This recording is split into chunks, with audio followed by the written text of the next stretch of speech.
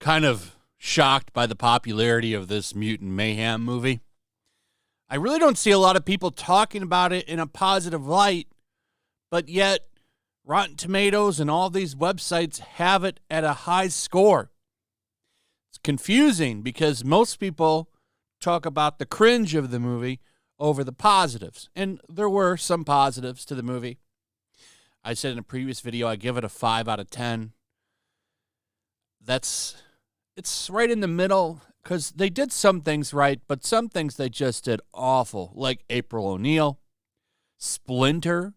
It's the worst version of Splinter that I've ever seen. He's not an old mystic monk. He's not a badass Japanese fighter. He's a lonely rat who hates humans and makes out with cockroaches. There's nothing really that special about him. He's kind of a loser, which is not Splinter. Splinter should be like a stoic badass, but that's not what they wanted to do. They wanted to make him a guy who makes out with cockroaches. And they wanted to make April grounded and relatable. What is grounded and relatable about this April O'Neil? This is the worst version of April O'Neil I've ever seen. And I've talked about these designs before. What are these designs? Like, why is every version of the character overweight and ugly? And what's really cringy about this is in the movie, they try to tell you she's attractive. Leonardo is super attracted to her. It's bad. And it's not just April. This entire movie is being praised. Like, the box office. Did it do that bad at the box office? For the budget, no. But can we not act like $43 million opening box office takes are massive and impressive? Because this movie came in 4th place. All right, was it 4th or 3rd? Because it was Barbie, Meg 2, Oppenheimer, and then Ninja Turtles, I believe.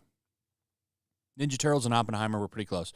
And then right underneath all of those is Haunted Mansion, which is an incredible flop, and I'm glad to see that because Disney flops are great. But can we not act like this is some massive cultural movement here? That's $43 million.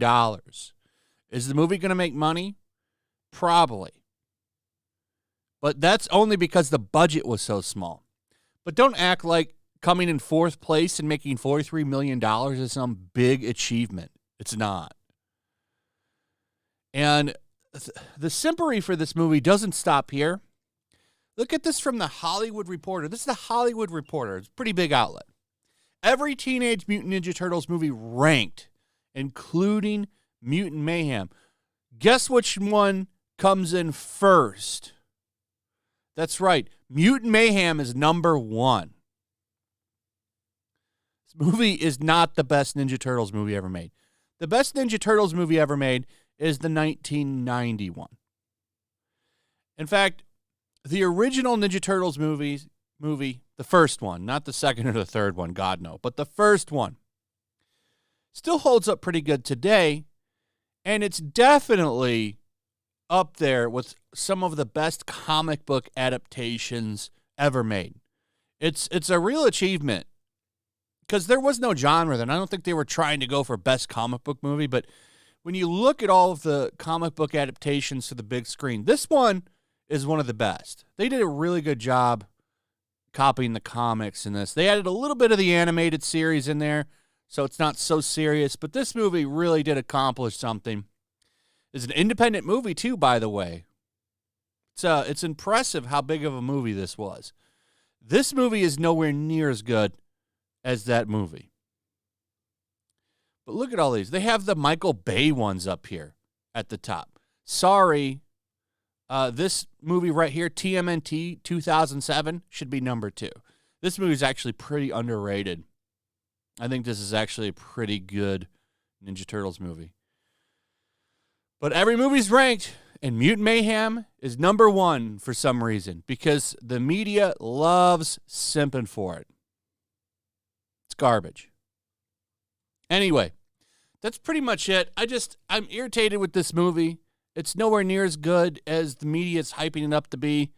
Do I think it's the worst movie in the world? No, it's not. However, it's nowhere near the best Ninja Turtles movie. April is not relatable and grounded. In fact, she should sink into the ground. Anyway, that's it. Let me know what you guys think about all this in the comments. I'd like to hear from you. Also, if you would, please like, subscribe, share the video. Make sure you're still subscribed. Hit that notification bell. Check out my Rumble and Locals. And I'll see you on the next one. Peace. Make sure to check out my Locals. There's a link in the description.